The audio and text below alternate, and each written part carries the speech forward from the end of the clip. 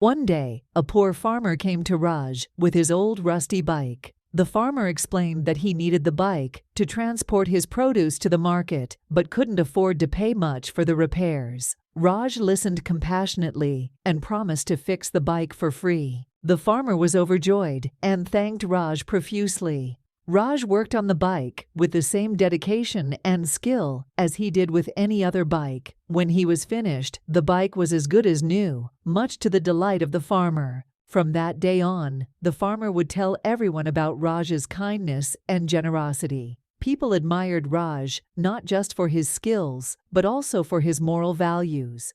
Raj's reputation grew even more, and he became known not just as a great bike mechanic, but also as a man with a heart of gold. The moral of the story is that true greatness lies not just in our talents and skills but also in how we treat others with kindness and compassion.